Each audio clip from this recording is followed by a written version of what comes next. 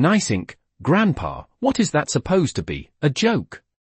The voice came low and sharp, just loud enough to cut through the quiet hum of the diner without raising a scene, but every head within 10 feet still turned, drawn by the tone more than the words. Lance Corporal Ethan Cole leaned one hand against the edge of the table, his posture relaxed, confident, the kind of confidence that came from a pressed uniform and a belief that rank, even a small one, meant something permanent. Across from him, Daniel Mercer didn't look up right away. He sat with his coffee untouched, the ceramic mug cooling between his hands, his gaze fixed somewhere beyond the window where the late afternoon sun washed the parking lot in a pale, dusty glow. The silence stretched just a fraction too long, and that, more than anything, irritated Cole. "I'm talking to you," he added, quieter now, his voice tightening, as if the lack of reaction was a personal insult. Mercer finally shifted, slow, deliberate, like a man who had learned the value of not wasting movement. His eyes, clear, steady, and unreadable, rose to meet the Marine's. There was no challenge in them. No fear either. Just a calm that didn't belong in a room like this. Cole smirked, mistaking it for weakness. "That thing on your arm," he said, nodding toward the faded tattoo partially visible beneath Mercer's rolled sleeve. "Never seen it. Not in any unit registry, not in any briefing, not anywhere that matters." The words landed with practiced precision, each one edged just enough to provoke. Around them, the diner had gone quieter, the soft clink of silverware fading as conversation slowed. A waitress paused near the counter, coffee pot in hand, her attention fixed without meaning to be. Mercer followed Cole's gaze down to his own forearm. The tattoo was old, the lines blurred by decades, the ink softened into the skin like something absorbed rather than placed. It wasn't impressive. It wasn't polished. It looked like nothing, unless you knew what you were looking at. "Doesn't have to be in your registry," Mercer said, his voice low, even, carrying just enough weight to settle the air between them. Cole let out a short laugh, glancing back at the two Marines behind him as if inviting them into the moment. "Right. Of course. Let me guess, classified, right? Some secret unit nobody's ever heard of."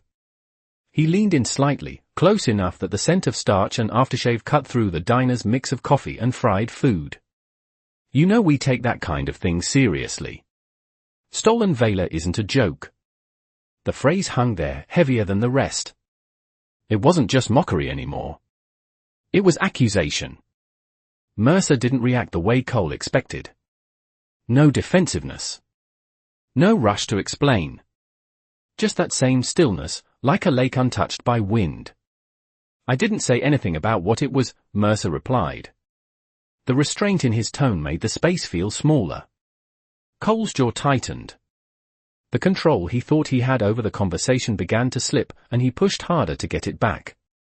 "Then say it now," he said, tapping a finger lightly against the table. "Because from where I'm standing, it looks like you're wearing something you didn't earn." The words were quiet, but they carried. A fork clinked against a plate somewhere behind them, too loud in the silence. Mercer's gaze didn't leave Cole's face, but his hand shifted slightly on the mug, fingers tightening just enough to suggest something beneath the surface. Not anger. Not yet. Something older. Something measured. "You ever hear of things that don't get written down?" Mercer asked. The question wasn't defensive. It wasn't even challenging. It was simple. Direct. And it landed harder than anything else he'd said. Cole scoffed, shaking his head, already dismissing it. "Yeah," he said. "Stories." He straightened, confidence returning in a thin, brittle layer. "And stories don't mean much without proof." He reached out then, casual, almost careless, his finger extending toward the faded ink on Mercer's arm, the gesture dismissive, like he was about to brush away something insignificant. And for the first time since he'd spoken, Mercer moved fast enough to matter. His hand came up, not aggressive, not forceful, but precise, stopping Cole's finger just short of the skin. The contact was light. Controlled. But it froze the motion completely. Mercer's eyes held his, the calm still there, but deeper now, heavier. "Don't touch that," he said, and the diner went completely silent. The moment his hand stopped the Marine's finger, the air in the diner shifted in a way that no one could quite explain, like a pressure drop before a storm that had not yet arrived. Ethan Cole froze, not because of the grip itself, but because of how controlled it was. There was no anger in it, no tremor, no strain. Just precision. Just certainty. For a fraction of a second, he felt it, something he had never been trained to recognize, something that did not come from rank or drills or field exercises. He pulled his hand back slowly, masking the hesitation with a tight smile that did not quite reach his eyes. "Careful," he said, his tone sharpening again, trying to reclaim the space. "You do not get to put your hands on a Marine." Mercer released him immediately, just as calm as before, as if the contact had meant nothing at all. His hand returned to the coffee mug, fingers settling around it with the same quiet steadiness. "Then do not reach for things you do not understand," Mercer replied, his voice even, almost conversational, but it carried farther this time. The word settled into the room, and the silence that followed felt heavier, more deliberate. Cole exhaled through his nose, a short, controlled breath. The two Marines behind him shifted slightly, their earlier amusement fading into something less certain. One of them glanced toward the door, then back, as if checking for something he could not name. Cole noticed it, and it irritated him more than anything Mercer had said. He straightened his posture, squaring his shoulders, leaning just enough into authority to make it visible. "You keep talking like that," he said, lowering his voice again, "and it starts to sound like you are claiming something you cannot prove." Mercer did not respond right away. His gaze drifted past Cole, not dismissive, not avoiding, but distant, as if measuring something far beyond the walls of the diner. Outside, a pickup truck rolled slowly across the lot, its tires crunching over gravel, the sound faint but sharp in the stillness. The late sun cast long shadows across the floor, stretching the shapes of chairs and tables into thin, uneven lines. "Proof is not always meant to be shown," Mercer said finally. Cole let out a soft laugh, but there was an edge to it now, thinner than before. "That is convenient." He took a half step closer, lowering his voice to a near whisper, forcing the moment into something more personal, more controlled. "You know what I think," he continued. "I think you are used to people not questioning you. I think you come in here, sit down, wear that thing on your arm, and nobody pushes back." He tilted his head slightly, studying Mercer's face for a reaction that still refused to come. "That does not work with me." The words hung there, and for the first time, someone else moved.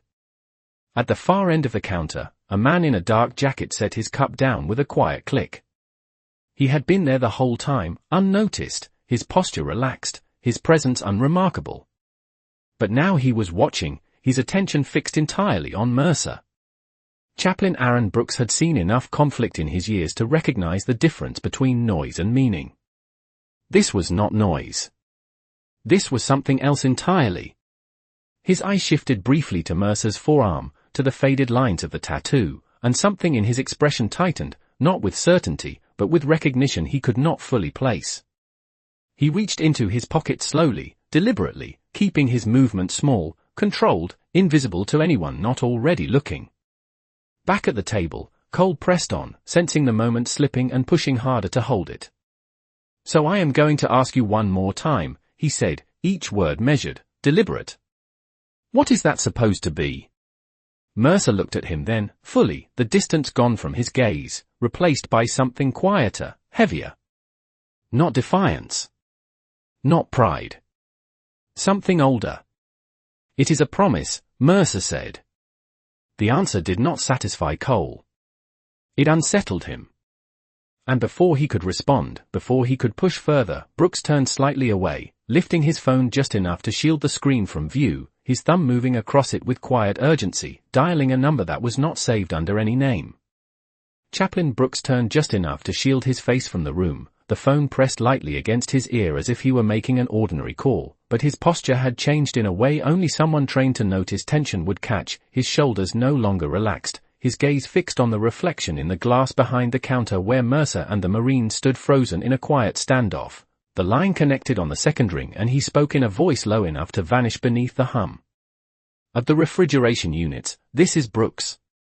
I need to confirm something." There was a pause, brief but heavy, and then he continued, choosing each word carefully. "I am looking at a symbol, circular, incomplete, hand done, not standard issue. Does that mean anything to you?" On the other end, the response did not come immediately, and that silence told him more than any answer could have. Behind him, Cole exhaled slowly, his patience thinning as the lack of control over the situation began to wear through his confidence. He shifted his weight again, trying to reassert dominance. "Through presence alone, a promise," he repeated under his breath, the words sounding smaller now that they had settled in the air. He glanced at the tattoo again, this time not with mockery, but with a flicker of irritation he could not quite suppress. "That is not an answer," he said, louder now, trying to pull the attention back to himself. Mercer did not respond immediately, his fingers resting against the mug, the ceramic now lukewarm, untouched. His gaze steady but distant again, as if the question had reached somewhere far beyond the diner walls. "It is the only answer you are going to get," he said finally, and there was no challenge in it, no attempt to win the exchange, just a statement, calm and immovable. One of the Marines behind Cole shifted again, this time more noticeably, his earlier smirk gone entirely, replaced by a quiet unease that had begun to settle into the group like a weight they did not know how to carry. The room felt smaller now, the late sunlight dimming as a cloud passed overhead, the shadows softening, flattening the space into something more enclosed, more contained. Cole noticed it, the shift in his own team, and it frustrated him more than anything Mercer had said. He leaned forward again, his voice dropping into that same controlled edge. "You are in a military town," he said. "You wear something like that, you better be ready to explain it." Mercer looked at him then, fully present again. The distance gone, replaced by something quieter, heavier, not resistance, not defiance, something that did not need either. "I have already explained it," he said, and the simplicity of the words made them land harder than anything else. Cole opened his mouth to respond, but before he could, Brooks spoke again into the phone, his tone tighter now, more urgent despite its softness. "Yes. I am certain." Another pause, longer this time, and then his expression changed, not dramatically, but enough, his eyes narrowing just slightly, his posture straightening. Whatever he was hearing was no longer a question, it was confirmation. "Understood," he said quietly, ending the call without another word. He did not move right away, did not step forward, did not interrupt, he simply watched. The way one watches something already set in motion, something that no longer needed interference. Outside, a dark sedan turned slowly into the parking lot, its engine barely audible, its movement deliberate, unnoticed by most, but not by Brooks. His gaze flicked toward the window for just a fraction of a second before returning to Mercer. Back at the table, Cole shook his head once, a small gesture of disbelief, still trying to anchor himself in authority. "You think this is funny," he said, though there was less certainty in it now. Mercer did not smile, did not react, he simply sat there. The same quiet presence, the same unshaken stillness, and that, more than anything, was what Cole could not understand, because nothing in his training had prepared him for someone who did not need to prove anything at all.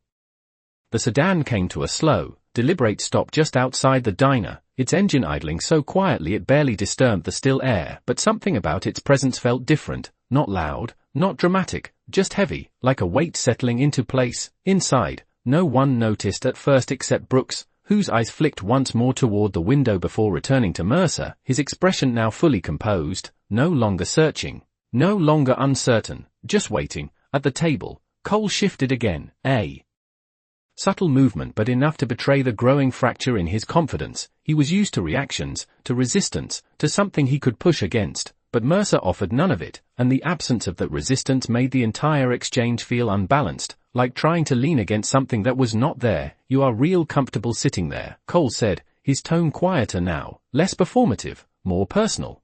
For someone who will not back up what he is wearing, Mercer did not answer immediately, his gaze drifting again toward the window, not to the sedan, not directly, but somewhere near it, as if aware of a shift without needing to see it. "Comfort does not come from explaining yourself," he said after a moment, and the words landed with a calm certainty that did not invite argument. One of the Marines behind Cole cleared his throat softly, the sound almost swallowed by the silence, but it broke something in the tension, a small crack that spread through the group. Cole heard it, felt it, and it sharpened his response. "No, It comes from knowing you are right, he replied quickly, almost too quickly. Trying to anchor himself again, Mercer's eyes returned to him, steady, unhurried. Those are not the same thing, he said, and for a second, Cole had no answer, none that felt solid enough to say out loud. Near the counter, the waitress set the coffee pot down without pouring, her movement slow, careful, as if any sudden motion might disrupt something fragile in the room. Brooks took a single step forward now, not enough to draw attention, just enough to shift his position, his hands at his sides.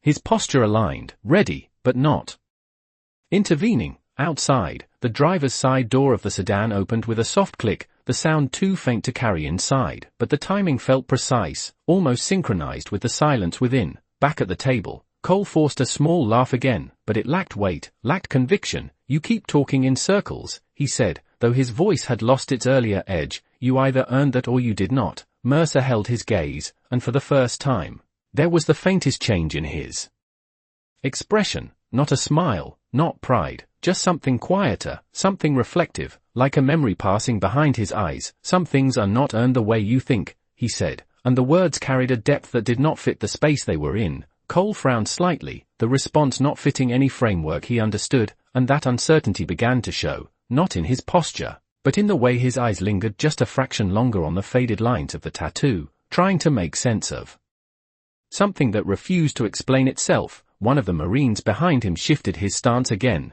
this time stepping back half a pace without realizing it, the movement small, almost invisible, but it changed the formation, loosened it. Brooks noticed it, his gaze steady, patient, as if observing a sequence he already knew.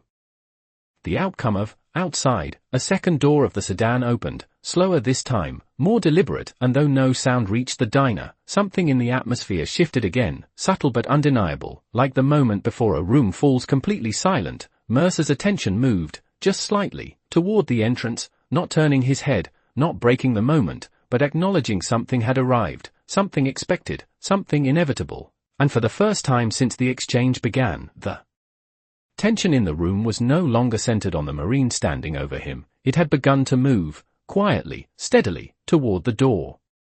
The door opened without urgency, without force, just a quiet movement that should have gone unnoticed, but did not, because the room had already begun to listen for something, and when it came, it carried a presence that did not need volume to be felt. A man stepped inside, his posture straight, his pace measured, not hurried, not slow, but deliberate in a way that suggested he had nowhere else to be except exactly where he was.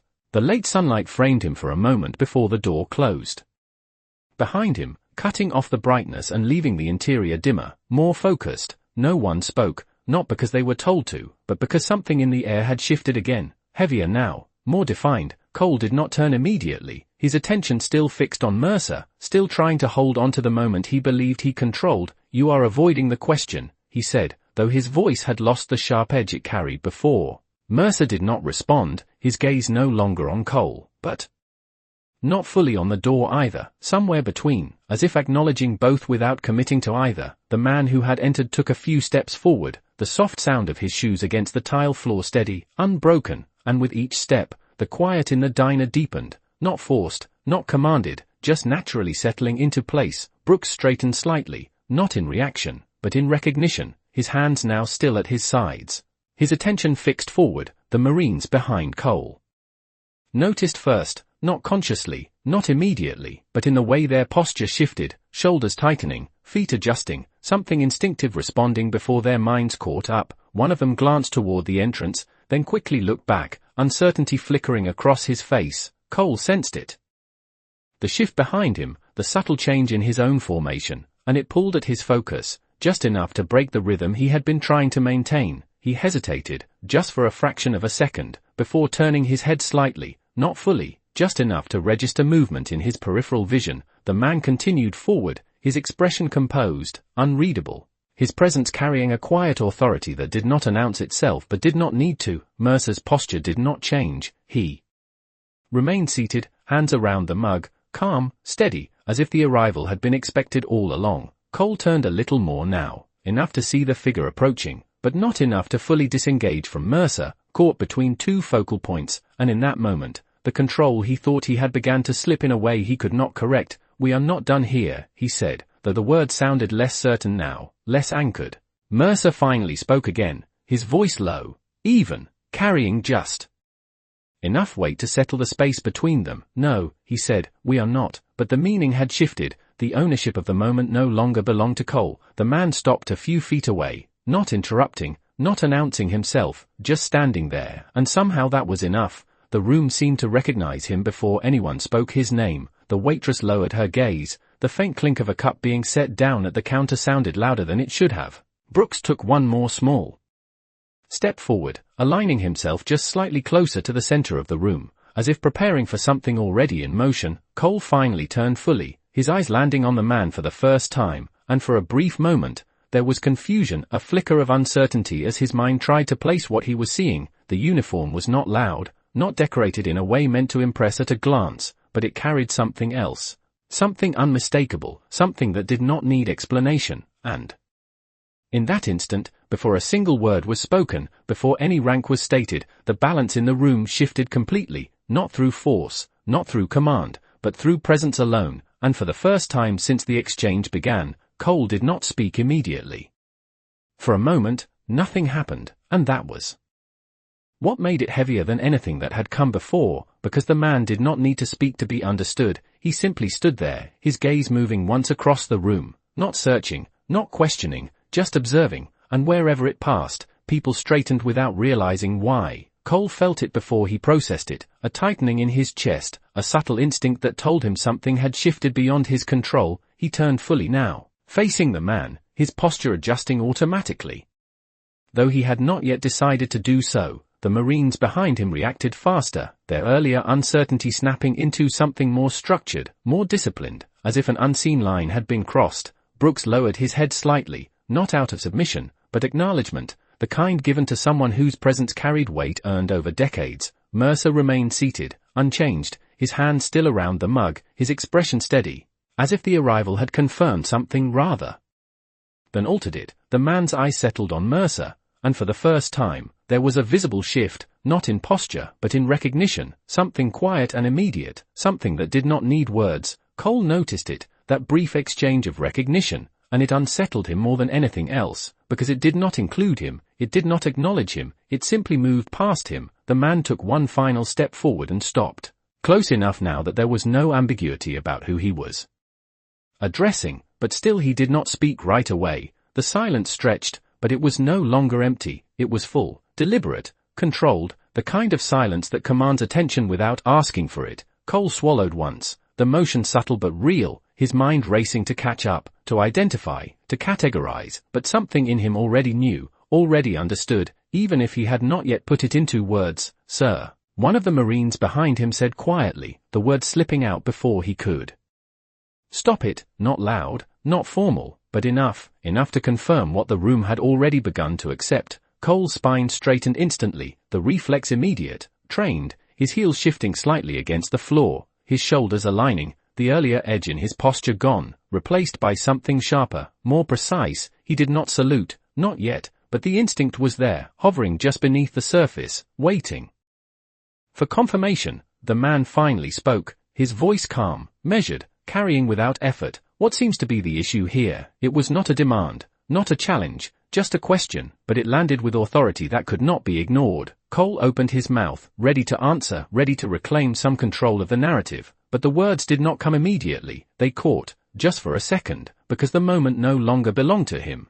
Brooks stepped forward then, just enough to enter the space, his voice steady, respectful. "There has been a misunderstanding," he said, choosing his words carefully. The man's gaze shifted briefly to Brooks, acknowledging him, then returned to Mercer, not dismissing Cole, but not centering him either, and that was what made it clear, more than any insignia or title could have. Mercer finally moved, just slightly, his fingers loosening around the mug, his posture unchanged, but his attention now fully on the man standing before him. The two of them held each other's gaze, and in that moment, everything else in the room seemed to fall away, the tension, the uncertainty, the imbalance, all of it narrowing into a single, quiet point of recognition. Cole stood there, perfectly still now, the confidence he had carried minutes ago replaced by something else entirely, something quieter, heavier, something that did not come from rank, but from understanding. And for the first time since the exchange began, he did not try to speak first. The question hung in the air, calm and measured, but it carried a weight that made every second feel longer than it should have. Cole felt it settle on him like a spotlight he had not asked for, his mind moving quickly now, searching for the right words, the correct tone, something that would place him back on solid ground. But the structure he relied on was no longer there. "Sir," he began, his voice controlled but tighter than before, "this individual is wearing what appears to be an unrecognized symbol and refusing to identify it." The explanation sounded thinner as he said it, less certain, as if the situation itself had outgrown the words meant to contain it. The man listened without interruption, his expression unchanged, his attention steady, but not entirely on Cole, as if the answer he needed did not depend on what was being said. Mercer remained still, his gaze fixed on the man before him, not expectant, not defensive, simply present. The silence that followed Cole's statement stretched just long enough to make it clear that something else mattered more than the explanation itself. The man's eyes shifted fully to Mercer now, studying him with a focus that was precise, deliberate, and unmistakably familiar. "Your name," he said, not as a demand, but as confirmation. Mercer did not hesitate. "Daniel Mercer," he replied, his voice steady. Unchanged, the name settled into the space between them, and for a brief moment, nothing happened. Then something subtle shifted in the man's expression, not visible to everyone, but enough for those paying attention. Recognition, not sudden, not surprised, but confirmed, as if a piece of information had just aligned with something already known. Brooks saw it and exhaled slowly, almost imperceptibly, the tension in his shoulders easing just slightly. Behind Cole, one of the Marines straightened fully now, his posture snapping into a more formal alignment, the instinct no longer restrained. Cole noticed it, felt it ripple through his team, and it forced him to adjust again, his stance becoming sharper, more precise. Though the uncertainty remained beneath the surface, the man took a small step closer, not closing distance aggressively, just enough to narrow the space, his voice lowering slightly, though it carried just as clearly. "Where did you get that mark?" he asked, his eyes briefly flicking toward Mercer's forearm before returning to his face. The question was different from Cole's, not accusatory, not dismissive, but weighted with understanding. Mercer's gaze did not waver. "I did not get it," he said, the answer simple, direct, and it landed with a quiet gravity that made the room feel even smaller. The man held his gaze for a second longer, then nodded once, a small, controlled motion that carried more meaning than any spoken response. Cole felt it. Then, fully, the shift he had been trying to ignore, the realization that whatever this was, it existed outside his authority, outside his understanding, and more importantly, outside his ability to control. He remained silent now, not by choice, but because there was nothing left he could say that would matter. The man's attention returned to Mercer, and for the first time, there was a faint change in his posture, not relaxation, not formality, but something closer to respect, subtle but unmistakable.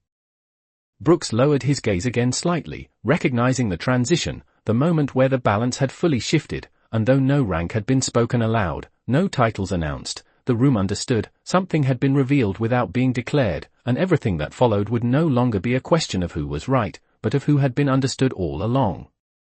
The nod was small, almost invisible, but it landed with more force than anything that had been said so far. And in that single motion the entire room seemed to settle into a new understanding. The man's gaze did not leave Mercer, and for a moment longer, neither of them spoke. It was not hesitation, it was recognition, the kind that did not need to be rushed, the kind that had already reached its conclusion before words could catch up. Cole stood rigid now, every instinct pulling him toward action, toward correction, toward something that would restore the balance he had lost, but nothing presented itself, no command, no protocol, no clear line to follow. The structure he trusted had shifted without warning, and now he was standing in a space where rank alone was not enough. The man finally moved, not abruptly, not dramatically, just a controlled, deliberate motion as his hand rose toward his own sleeve, the fabric crisp, unwrinkled, the gesture slow enough that every eye in the room followed it without realizing they were doing so. Brooks exhaled quietly, his attention fixed, not surprised, but fully aware of what was about to happen. One of the Marines behind Cole took an unconscious half-step back,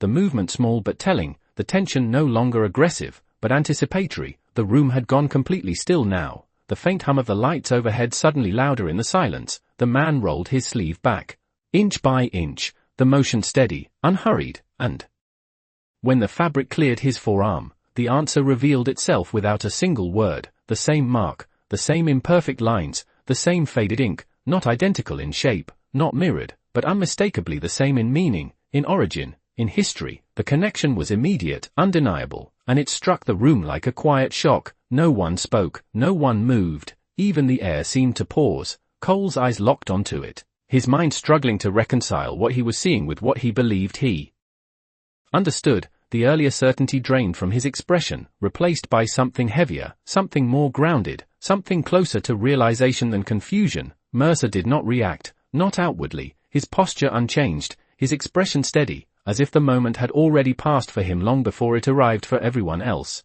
The man lowered his arm slowly, the sleeve falling back into place with the same controlled precision. And when he looked at Mercer again, there was no question left in his gaze, only acknowledgement, permission to stand down. Graves, he said, the name spoken quietly, but it carried through the room with a weight that settled into every corner. The word hung there, unfamiliar to most, but final in a way that required no explanation. Brooks closed his eyes briefly, the confirmation complete, the chain of events now fully resolved. Behind Cole, one of the Marines straightened instantly, his posture snapping into full attention without conscious thought. The others followed a heartbeat later, the reaction automatic. Ingrained, Cole felt it, the shift in his own body responding before his mind could fully process it. His shoulders squared, his stance tightened, and for the first time since the exchange began, he understood that the moment was no longer his to control. It never had been, not really, and in the silence that followed, no one laughed, no one questioned, no one challenged, because the truth had already spoken for itself without needing a single word. The name settled over the room like something that had always been there, waiting to be spoken, and once it was, nothing felt uncertain anymore, not the silence, not the posture of the Marines, not even the stillness of the man seated at the table. Cole stood motionless, his eyes no longer on the tattoo, no longer on the man who had revealed it, but on Mercer, or rather, on Graves, the name echoing in his mind as something he should have recognized, something he should have understood before. This moment forced it into the open. His jaw tightened slightly, not in defiance, but in the quiet realization of a line he had crossed without knowing it was there. Behind him, the Marines remained at attention, their earlier arrogance gone without a trace, replaced by a disciplined stillness that required no instruction. Brooks lowered his gaze fully now, not out of obligation, but respect, the kind that comes when something long buried surfaces without warning. The man who had entered, the Admiral, held his position for a moment longer, his attention still on Graves, and when he spoke again, his voice carried a different weight, not authority, not command, but something quieter, something closer to acknowledgement. "We thought you were gone," he said, and the words were not loud, but they reached every corner of the room. Graves did not answer immediately, his fingers resting lightly against the mug, his gaze steady, the same calm that had been there from the beginning, unchanged, unshaken.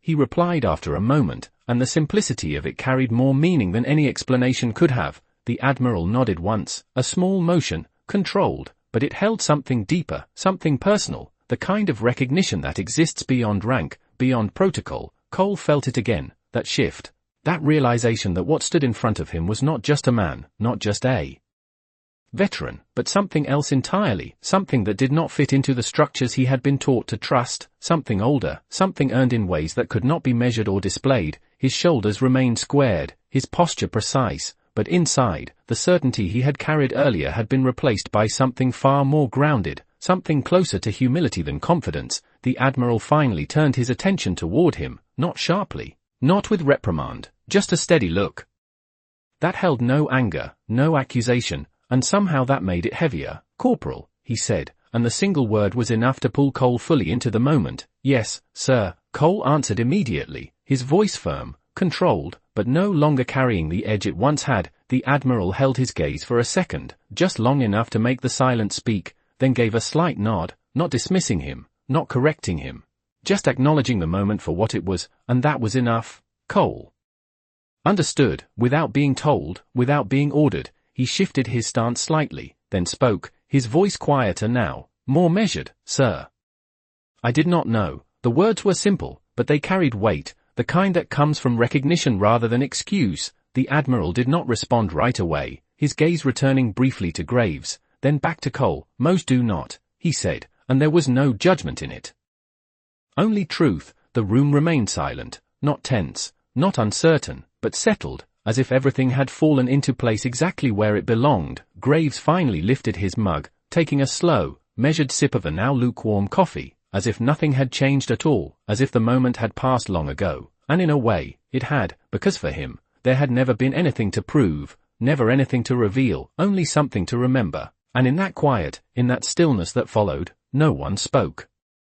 Because there was nothing left that needed to be said, some things did not require explanation, only recognition, and once seen, they did not need to be repeated.